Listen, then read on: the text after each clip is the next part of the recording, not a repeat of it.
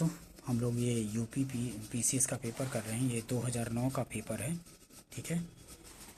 उसी को कर रहे हैं, बचा हुआ क्वेश्चन, ठीक है। कुछ क्वेश्चन किया है हम लोगों ने उस, और आगे बढ़ेंगे। और ये जो पीसीएस का पेपर होता है वो मतलब अदर स्टेट में भी पूछे जाते रहते हैं, रिपीट होते रहते हैं, उसी स्टेट में भी पूछे जाते रहते हैं, रिपीट होते रहते हैं। और सामान्य अध्ययन के जो क्वेश्चन हैं तो वो जनरल कंपटीशन में भी पूछे जाते रहते हैं। जनरल में जैसे BSSC graduate level, inter level, या फिर यूपी में एसआई, या फिर और भी जो मतलब कि शिक्षक भर्ती जो होता है यूपी में भी या अन्य स्टेट में भी, या जो बीपीएससी के थ्रू जो TRE 4 होगा उसके लिए भी इम्पोर्टेंट होगा, ठीक है। चलिए स्टार्ट करते हैं।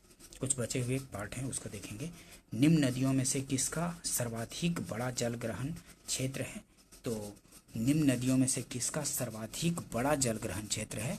तो ये जो साउथ की नदियां हैं, नर्मदा, महानदी, गोदावरी, कृष्णा, तो इनमें सबसे बड़ा जल ग्रहण क्षेत्र है गोदावरी का, ठीक है। निम्न नदियों में से किसका सर्वाधिक बड़ा जल ग्रहण क्षेत्र है? गोदावरी का है सबसे बड़ा जल ग्रहण क्षेत्र, ठीक है, दक्षिण की नदियों में। सी आंसर हो जाएगा। अंडमान और निकोबार द्वीप समूह से सबसे अधिक ऊंचाई वाली चोटी कौन सी है? तो अंडमान निकोबार द्वीप समूह में सबसे अधिक ऊंचाई वाली चोटी है सैडल पीक है। ये आंसर हो जाएगा, सैडल पीक सबसे ऊंची चोटी है। ये आंसर हो जाएगा। नेक्स्ट क्वेश्चन देखते हैं। इनमें से भारत में निम्न झरनों में से सर्वाधिक ऊंचाई वाला कौन सा झरना है? तो इनमें बरची पानी झरना, जोग झरना, मनीमटी झरना, कूचिकल, तो इनमें कूचिकल हो जाएगा। इनमें कूचिकल हो जाएगा सबसे ऊंचा, ठीक है, ध्यान रखेंगे। इनमें कूचिकल होगा, ठीक है, जोग नहीं होगा, इनमें कूचिकल होगा। भारत के निम्न झरनों में से सर्वाधिक ऊंचाई वाला कौन सा है? तो कूचिकल झरना है। और ऐसे भारत का सबसे ऊंचा झरना हो जाएगा तो वो नोहकलिकई झरना जो है वो मेघालय में है, वो सबसे ऊंचा हो जाएगा भारत का, ठीक है, नोहकलिकई। नेक्स्ट क्वेश्चन देखते हैं। उत्तरी पूर्वी मानसून से सबसे अधिक वर्षा प्राप्त करने वाला राज्य? तो उत्तर पूर्वी मानसून से सबसे अधिक वर्षा प्राप्त करने वाला राज्य तमिलनाडु है, ठीक है। उत्तर पूर्वी मानसून से सबसे अधिक वर्षा प्राप्त करने वाला राज्य तमिलनाडु राज्य है। सी आंसर हो जाएगा, ध्यान रखेंगे। और भारत की निम्नलिखित जनजातियों में से कौन बहुपतित्व की प्रथा मानती है? तो इनमें से बहुपतित्व की प्रथा जौनसारी और टोडा जो है, इसमें बहुपतित्व की प्रथा है। ये जनजातियां जो है, जो जौनसारी और टोडा जनजाति, इनमें बहुपतित्व की प्रथा मानती है ये जनजातियां, जौनसारी और टोडा। तीसरा और चौथा मतलब सी आंसर हो जाएगा। निम्न में से कौन सा एक स्थान सबसे कम वर्षा प्राप्त करता है? तो बीकानेर, लेह, जोधपुर, जैसलमेर, तो लेह में सबसे कम वर्षा प्राप्त करता है। निम्न में से कौन सा एक स्थान सबसे कम वर्षा प्राप्त करता है?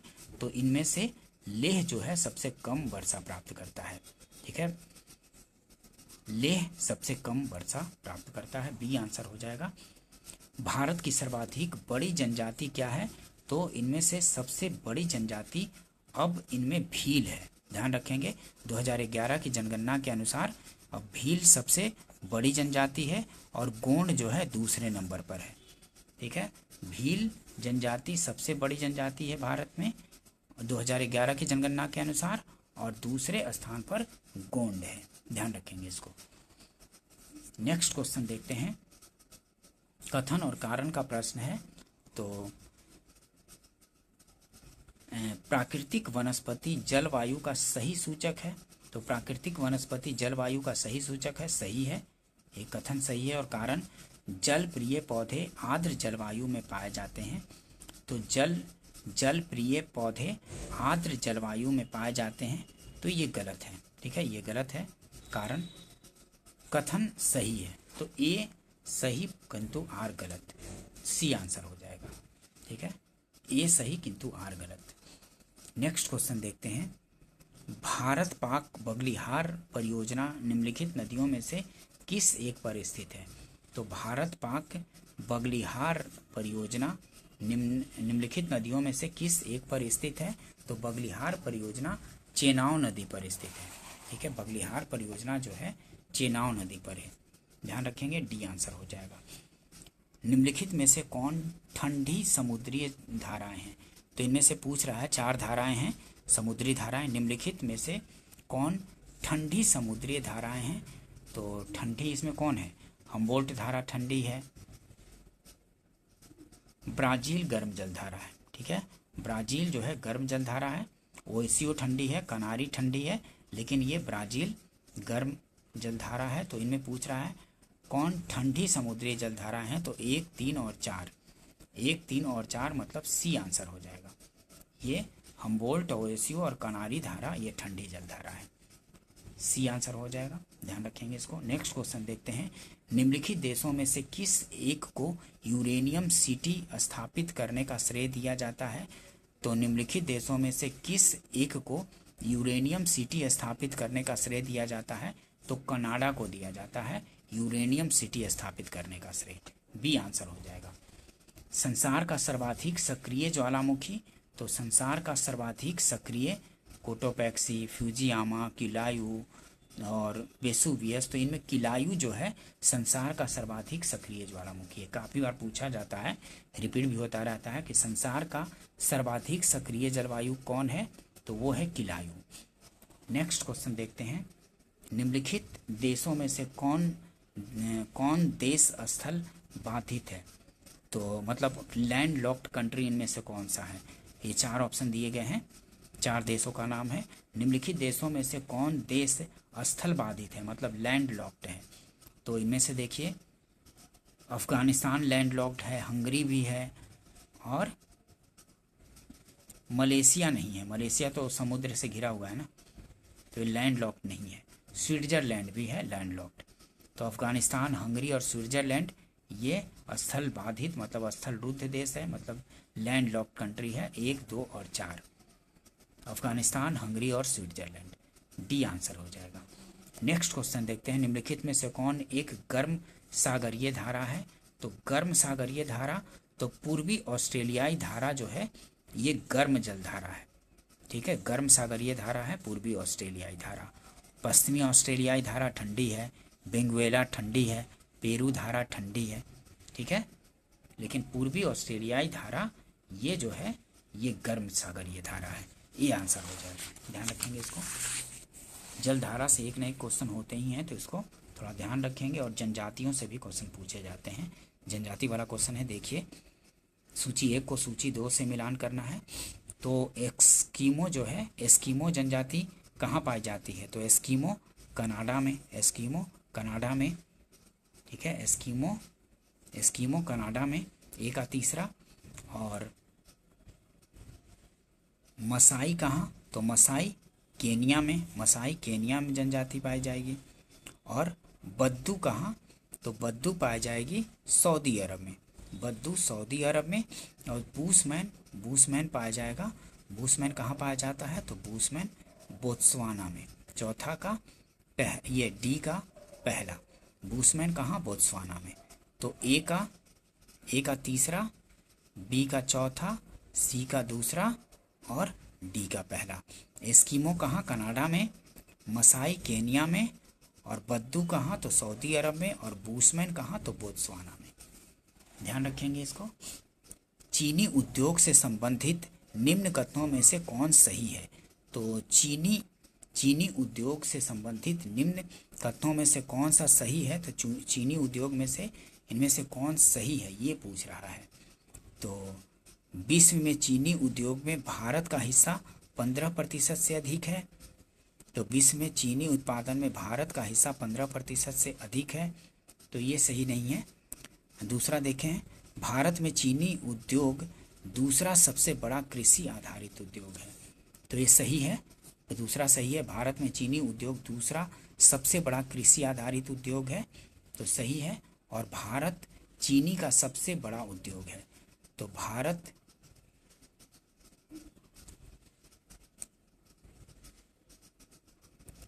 चीनी का सबसे बड़ा उद्योग है, भारत चीनी का सबसे बड़ा उत्पादक है, सबसे बड़ा उत्पादक नहीं है, भारत चीनी का सबसे बड़ा उत्पादक नहीं है, ब्राज़ील है ना। और भारत चीनी का सबसे बड़ा उद्योग है, तो ये सही है, दूसरा और तीसरा सही है, ठीक है। लेकिन भारत चीनी का सबसे बड़ा उत्पादक नहीं है, ब्राज़ील है ना, तो दूसरा और तीसरा सही है। नेक्स्ट क्वेश्चन देखते हैं। राष्ट्रीय कृषि विकास योजना के संबंध में निम्न कथनों पर विचार करिए और बताइए कि इनमें से कौन सही नहीं है। राष्ट्रीय कृषि विकास योजना के संबंध में निम्न कथनों पर विचार करिए और बताइए कि इनमें से कौन सही नहीं है। तो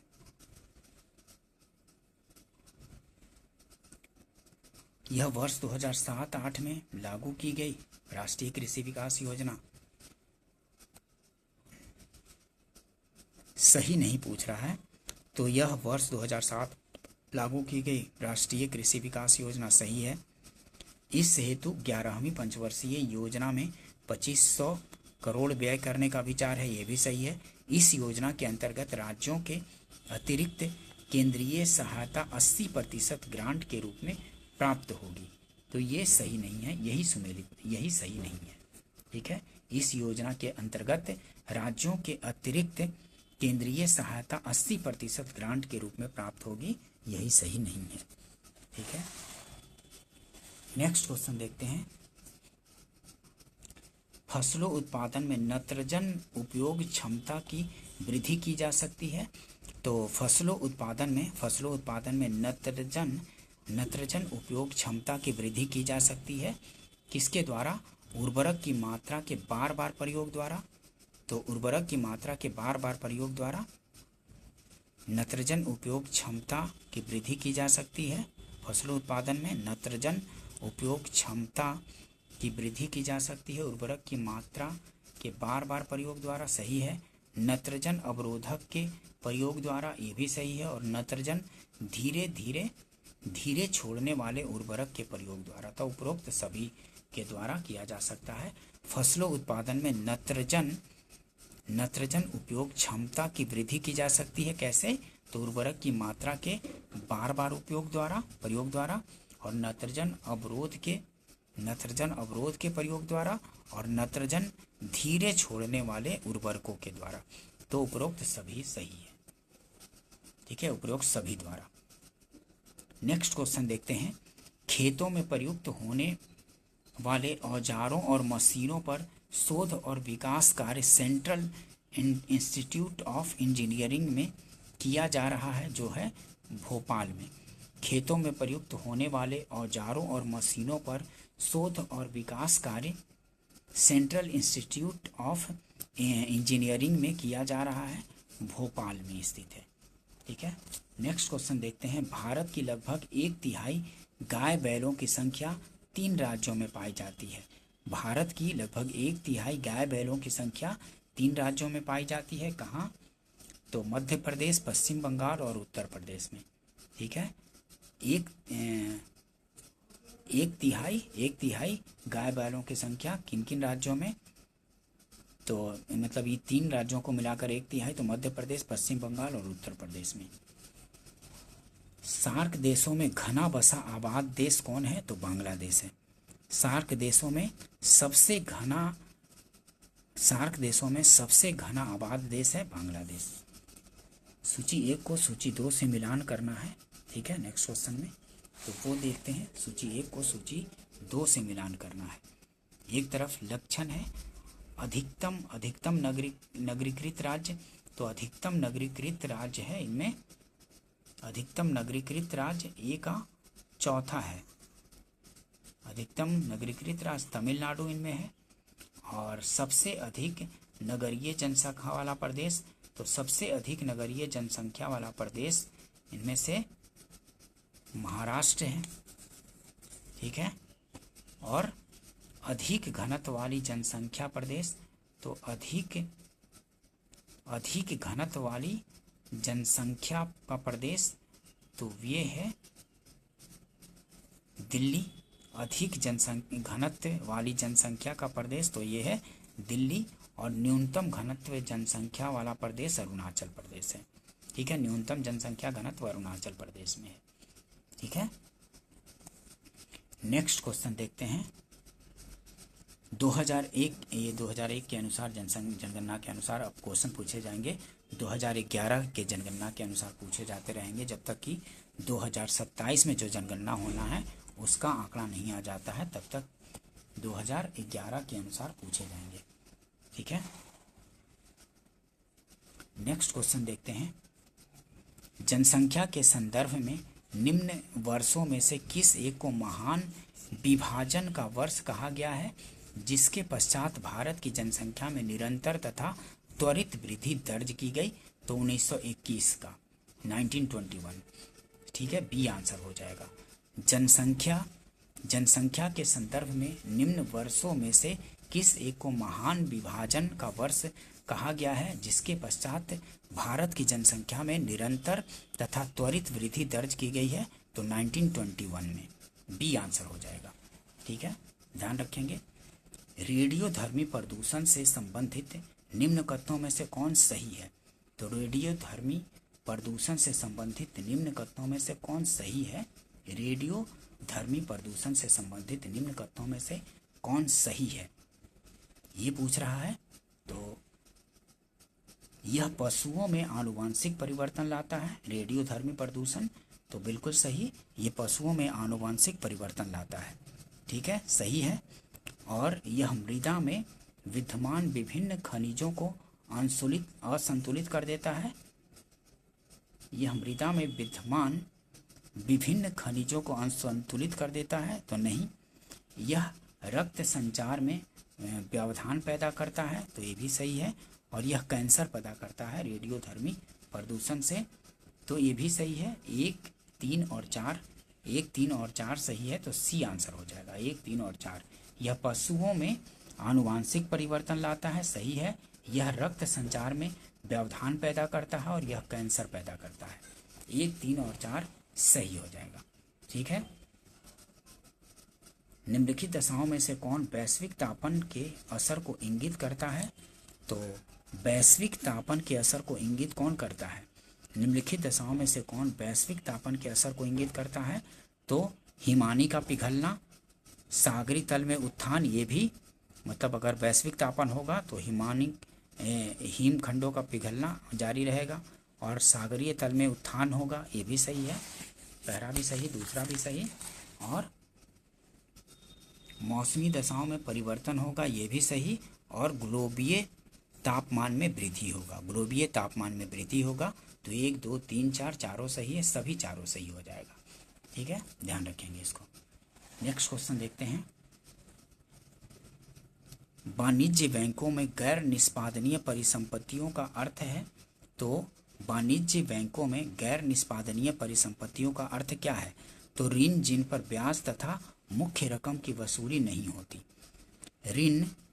ऋण जिन पर ब्याज तथा मुख्य रकम की वसूली नहीं होती है, वही है गैर निष्पादनीय परिसंपत्ति। ठीक है, सी आंसर हो जाएगा।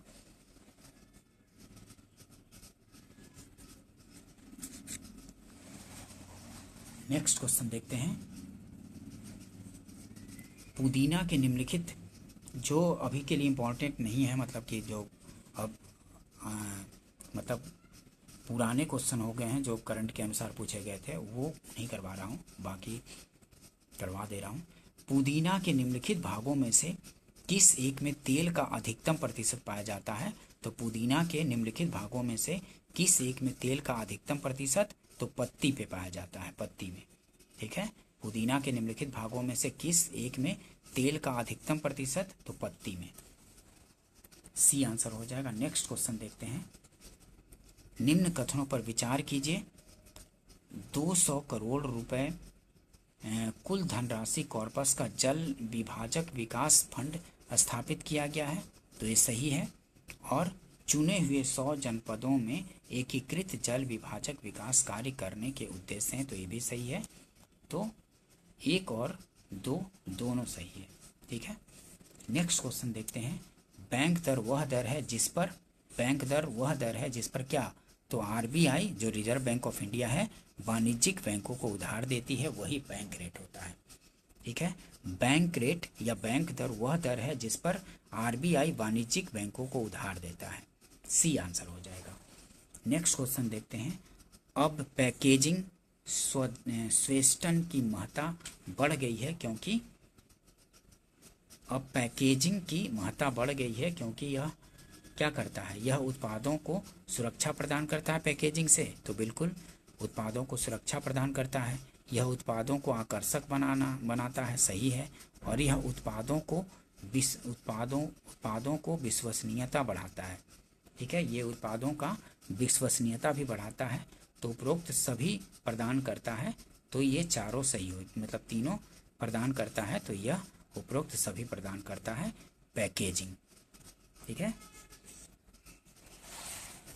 नेक्स्ट क्वेश्चन देखते हैं। भुगतान संतुलन में निहित होता है, तो भुगतान संतुलन में क्या निहित होता है, तो भुगतान संतुलन में दृश्य व्यापार, अदृश्य व्यापार, ऋण, तो उपरोक्त सभी सम्मिलित होता है।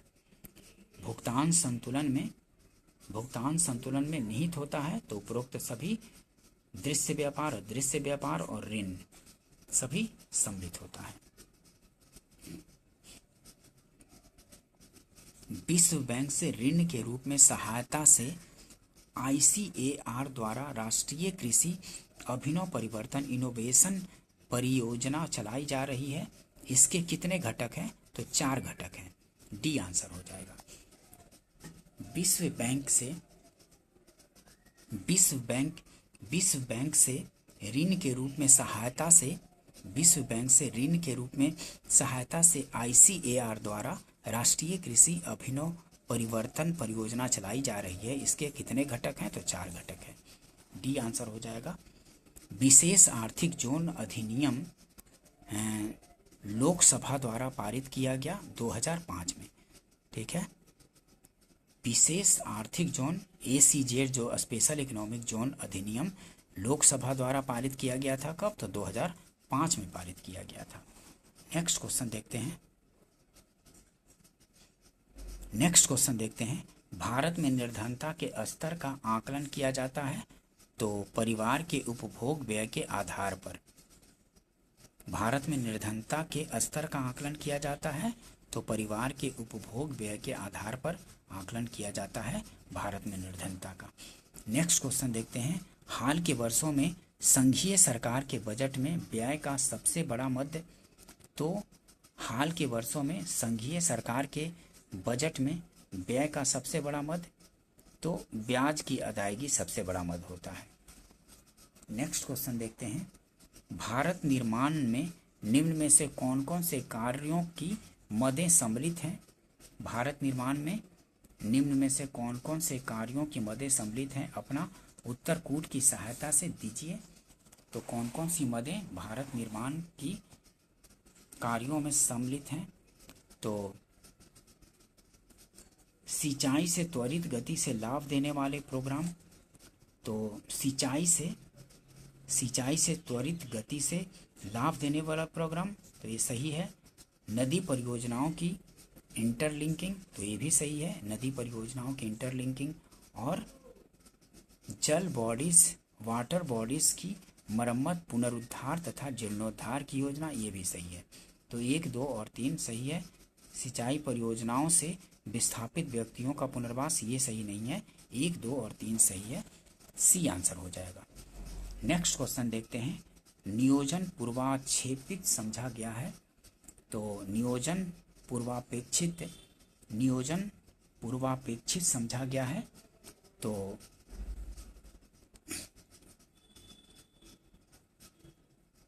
नियोजन पूर्वापेक्षित समझा गया, तो संतुलित सामाजिक आर्थिक विकास के लिए सही है। नियोजन पूर्वापेक्षित समझा गया, तो संतुलित सामाजिक आर्थिक विकास के लिए विकास के लाभ समरूप में विस्तृत करने के लिए, ये भी सही है। और आंचलिक विषमताओं को दूर करने पर ध्यान केंद्रित करने के लिए, ये भी सही है। और उपलब्ध संसाधनों के उपयोग को अधिकतम बनाने के लिए, तो ये भी सही है। 1, 2 और 3, 4 चारों सही है। नियोजन पूर्वापेक्षित समझा गया संतुलित सामाजिक आर्थिक विकास के लिए, नियोजन पूर्वापेक्षित समझा गया, मतलब जो प्लानिंग था, नियोजन वही बोल रहा है। प्लानिंग क्यों पूर्वापेक्षित समझा गया था। तो संतुलित सामाजिक आर्थिक विकास के लिए सही है। विकास के लाभ समरूप में विस्तृत विकास के लाभ समरूप में विस्तृत करने के लिए ये भी सही है। और आंचलिक विषमताओं को दूर करने पर ध्यान केंद्रित करने के लिए ये भी सही है। और उपलब्ध संसाधनों के उपयोग को अधिकतम बनाने के लिए, मतलब अगर नियोजन मतलब कि प्लानिंग के साथ अगर रिसोर्सेज का उपयोग करते हैं और उस तरह से विकास करते हैं तो संतुलित रूप से सारे क्षेत्रों का विकास हो सकता है। तो वही ये सब बोला गया है इन सारे चारों स्टेटमेंट में। तो सभी चारों हो जाएगा, ठीक है। प्लानिंग से विकास के लिए ये सब किया गया था, ठीक है। डी आंसर हो जाएगा। कहने का मतलब उसमें यही है चारों स्टेटमेंट में, ठीक है। निम्नलिखित में से कौन सा एक असमानता घटाने का उपाय नहीं है? तो निम्नलिखित में से कौन सा एक असमानता घटाने का उपाय नहीं है? तो असमानता घटाने का उपाय नहीं है तो न्यूनतम आवश्यकता कार्यक्रम ये है ये असमानता घटाने का उपाय। अर्थव्यवस्था का उदारीकरण, इससे तो और अर्थ मतलब कि असमानता बढ़ा है। करारोपण ये है और भूमि सुधार ये भी है, लेकिन अर्थव्यवस्था का उदारीकरण ये असमानता घटाने का उपाय नहीं है। डी आंसर हो जाएगा। हाल के वर्षों में भारत को अधिक विदेशी पूंजी आकर्षित करने में सफलता मिली। तो हाल के वर्षों में भारत को अधिक विदेशी पूंजी आकर्षित करने में सफलता मिली। जीवन बीमा व्यवसाय में, बैंकिंग क्षेत्र में,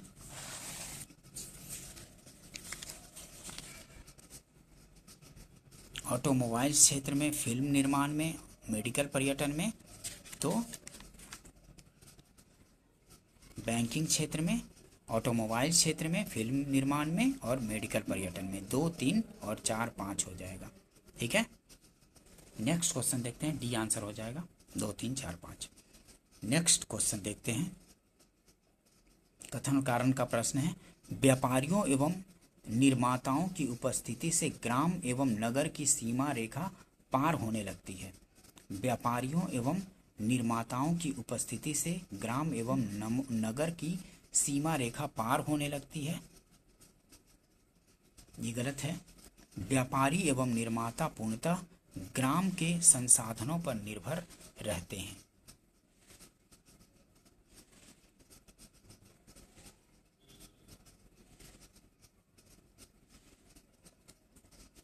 ये थोड़ा सा मेरे को डाउटफुल लग रहा है, इसको छोड़ दीजिए।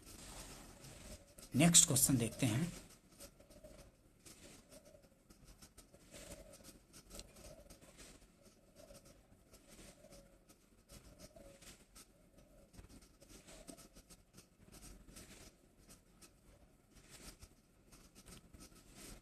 अक्टूबर 2009 में एक निर्णय लिया गया कि थोक मूल्य सूचकांक आधार वर्ष 1993-94 से हटाकर 2004-05 कर दिया जाए, ठीक है।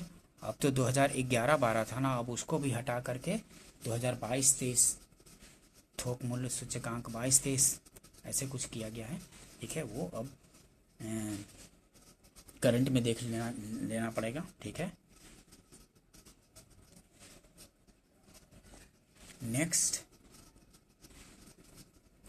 ब्रिटेन के वैज्ञानिकों ने एक ग्रेविटी ट्रैक्टर बनाया है। ब्रिटेन के वैज्ञानिकों ने एक ग्रेविटी ट्रैक्टर बनाया है, निम्न सूची में से चिन्हित कीजिए। तो ब्रिटेन के वैज्ञानिकों ने एक ग्रेविटी ट्रैक्टर बनाया है, निम्न सूचियों में से उसे चिन्हित कीजिए। तो वो था एक अंतरिक्ष यान ऐसी यांत्रिकी के साथ जो क्षुद्र ग्रहों को पृथ्वी से टक्कर लेने से बचाएगा। ये उस समय का करंट का क्वेश्चन होगा। निम्न कणों में से कौन एक जिसका आविष्कार करने का दावा किया जा रहा है अल्बर्ट आइंस्टाइन के सापेक्षवाद सिद्धांत को गलत साबित करने की जोखिम में डाल सकता है? तो माइक्रोवेव फोटोन ये आंसर हो जाएगा।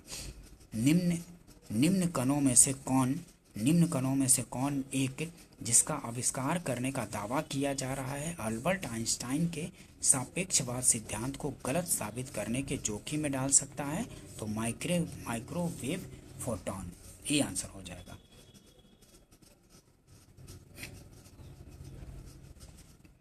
एक वर्णांध पुरुष एक सामान्य महिला से विवाह करता है, वर्णांधता के लक्षण उत्पन्न होंगे उसके पुत्रियों के पुत्र में, डी आंसर हो जाएगा।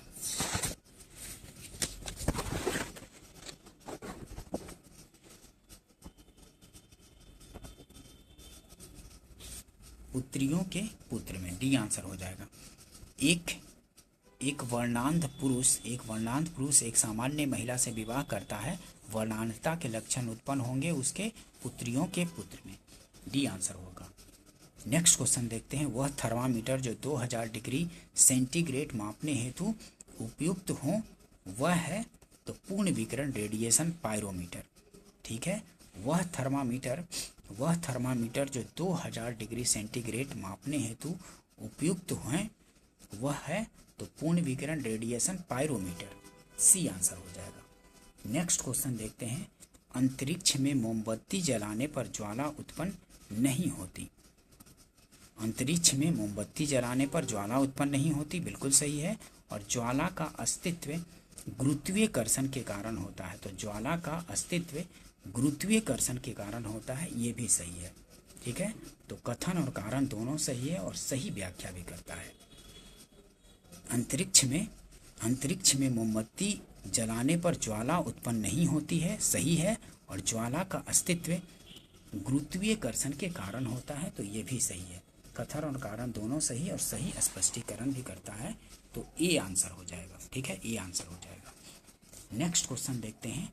जब कुएं से पानी की बाल्टी को ऊपर खींचते हैं तो हमें महसूस होता है कि बाल्टी पानी की सतह से ऊपर भारी हो गई है, ठीक है। जब आप कुएं से पानी ऐसे खींचेंगे तो, या ऐसे भी कुएं से नहीं तो ऐसे भी पानी अगर आप किसी तालाब में वैसे पानी भर के ऐसे जब पानी के अंदर रहता है तब तो वो हल्का लगता है, लेकिन जब से पानी सतह से ऊपर आएगा तो भारी महसूस होता है, ठीक है। पानी की सतह से ऊपर भारी हो गई है। जब कुएं से पानी की बाल्टी को ऊपर खींचते हैं तो हमें महसूस होता है कि पानी की सतह से ऊपर भारी हो गई है, यही आंसर सही हो जाएगा, ये आंसर हो जाएगा। जब सीले बिस्कुटों को थोड़ी देर के लिए फ्रीज के अंदर रखा जाता है तो वह कुरकुरे हो जाते हैं, क्यों कुरकुरे हो जाते हैं? तो फ्रीज के अंदर आर्द्रता कम होती है और इसलिए अतिरिक्त नमी अवशोषित हो जाती है, इसी कारण कुरकुरे हो जाते हैं। जब सीले बिस्कुटों को थोड़ी देर के लिए फ्रीज के अंदर रखा जाता है तो वह कुरकुरे हो जाते हैं, क्योंकि फ्रीज के अंदर आर्द्रता कम होती है और इसलिए अतिरिक्त नमी अवशोषित हो जाती है, बी आंसर हो जाएगा, ठीक है, ध्यान रखेंगे। सूची 1 को सूची 2 से सुमेलित करना है, तो देखिए ईईजी से किसका जांच होता है? तो ईईजी से मस्तिष्क का, ठीक है, ईईजी से मस्तिष्क का, ए का तीसरा ईईजी से मस्तिष्क का, और ईसीजी से किसका? तो ईसीजी से हृदय का, ठीक है, ईसीजी से हृदय का, और ईओजी से किसका? तो आँख का, ईओजी से आँख का, और ईएमजी से मांसपेशी का, ईएमजी से मांसपेशी का।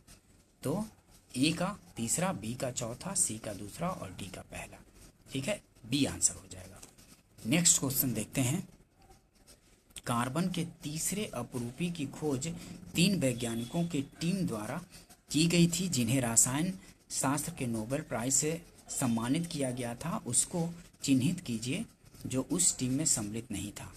तो ये फेमेन नहीं था।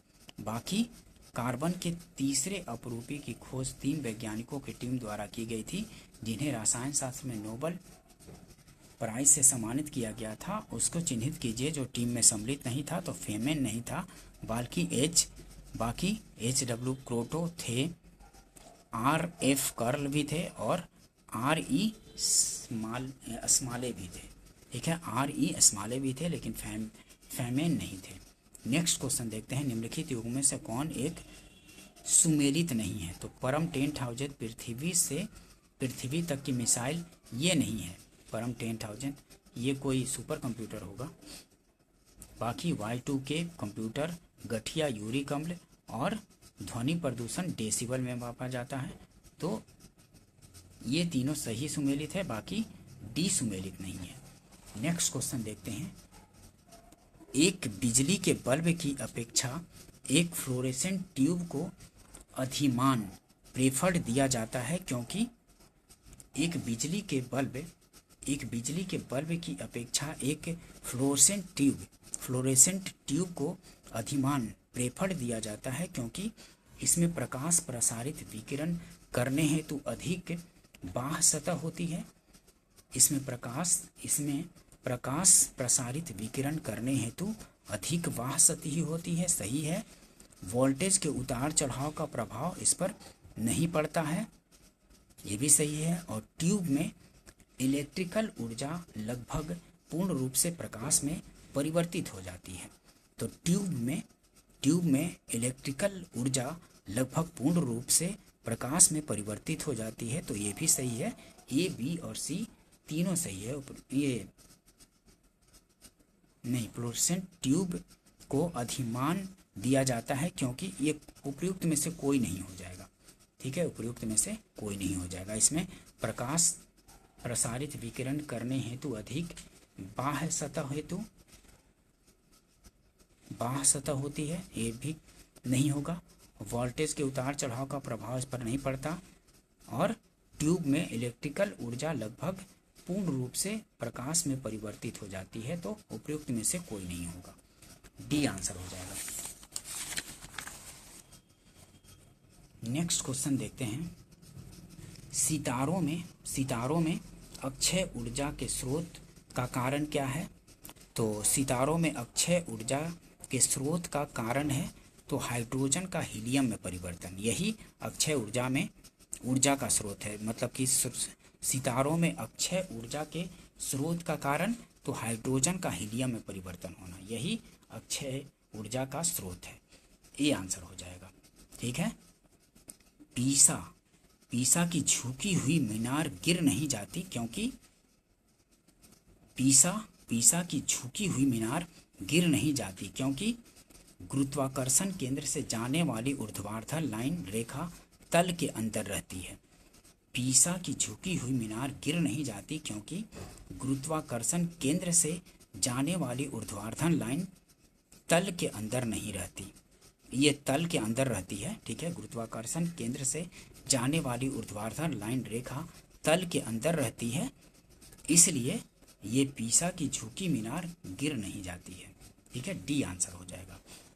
नेक्स्ट क्वेश्चन देखते हैं, निम्न लेजर किस्मों में से कौन लेजर प्रिंटर में प्रयुक्त होती है? तो सेमीकंडक्टर लेजर। निम्न लेजर किस्मों में से कौन लेजर प्रिंटर में प्रयुक्त होती है? तो सेमीकंडक्टर लेजर जो है यही लेजर प्रिंटर में प्रयुक्त होता है। सिरका निम्न में से एक का जलीय घोल है। तो सिरका निम्न में से एक का जलीय घोल है, किसका? तो एसिटिक अम्ल का जलीय घोल है। सिरका निम्न में से एक का जलीय घोल है तो किसका? तो एसिटिक अम्ल का जलीय घोल है। ब्लू मून परिघटना होती है कब? तब जब एक माह में 2 पूर्णिमा हो तो ब्लू मून परिघटना होती है। ठीक है, ध्यान रखेंगे कि जब ब्लू मून परिघटना क्या है? तो ब्लू मून परिघटना जब एक ही माह में 2 पूर्णिमा हो, ये आंसर हो जाएगा। जब एक ही माह में 2 पूर्णिमा हो तो वही ब्लू मून परिघटना होती है, ये आंसर हो जाएगा। ध्यान रखेंगे, इसको कई बार पूछ दिए जाते हैं। नेक्स्ट क्वेश्चन देखते हैं, जेट इंजन और रॉकेट के बारे में निम्न कथनों पर विचार कीजिए। तो जेट इंजन और रॉकेट के बारे में निम्न कथनों पर विचार करना है। तो एक जेट इंजन ऑक्सीजन की आपूर्ति हेतु अपने आसपास की हवा का प्रयोग करता है, इसलिए अंतरिक्ष में गति हेतु उपयुक्त नहीं है। एक जेट इंजन ऑक्सीजन की आपूर्ति हेतु अपने आसपास की हवा का प्रयोग करता है, इसलिए अंतरिक्ष में गति हेतु उपयुक्त नहीं है। और एक रॉकेट अपनी ऑक्सीजन की आपूर्ति गैस के रूप में ईंधन के लिए अपने साथ ले जाता है। तो प्रयुक्त में से कौन सा कथन सही है? तो केवल एक सही है। ठीक है, केवल एक सही है। एक जेट इंजन ऑक्सीजन की आपूर्ति हेतु अपने आसपास की हवा का प्रयोग करता है, इसलिए अंतरिक्ष में गति हेतु उपयुक्त नहीं है। नेक्स्ट क्वेश्चन देखते हैं।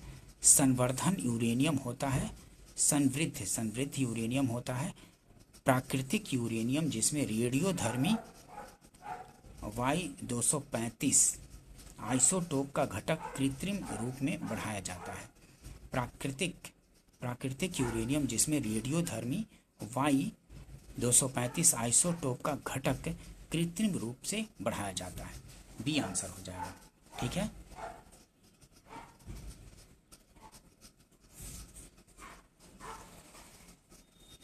नेक्स्ट क्वेश्चन देखते हैं। 1 किलोवाट घंटा का मान होता है, तो 1 किलोवाट घंटा का मान 3.6 इंटू 10⁻6 जूल होता है। 1 किलोवाट घंटा का मान 3.6 इंटू 10⁻6 जूल होता है। न्यूट्रास्यूटिकल्स उत्पाद जिनमें होता है, तो न्यूट्रास्यूटिकल्स उत्पाद है जिनमें होते हैं पोषक और औषधि प्रभाव। ठीक है, पोषक और औषधि प्रभाव होता है वो न्यूट्रास्यूटिकल्स उत्पाद है। नेक्स्ट क्वेश्चन देखते हैं। एक मकान में 2 बल्ब लगे हैं, उनमें से एक दूसरे से अधिक प्रकाश देता है, निम्न में से कौन सा कथन सही है? तो एक मकान में 2 बल्ब लगे हैं, उनमें से एक दूसरे से अधिक प्रकाश देता है, निम्न में से कौन सा कथन सही है?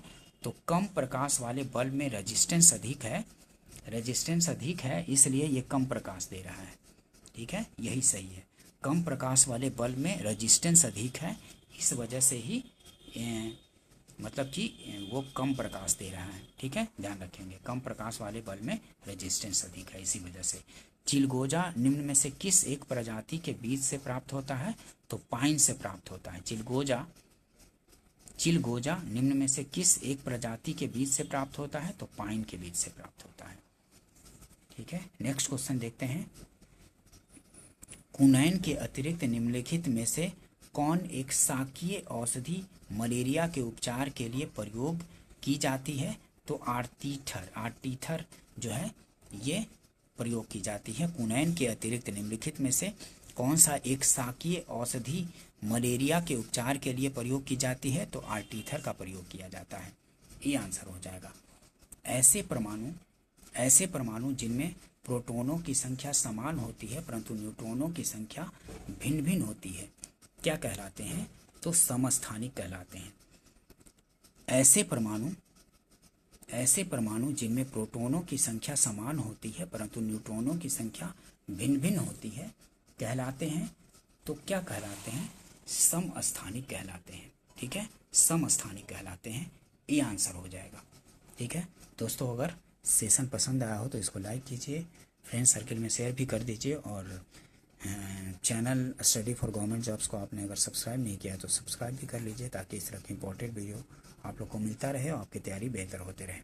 ठीक है दोस्तों, मिलते हैं नेक्स्ट वीडियो में। वीडियो देखने के लिए थैंक यू दोस्तों।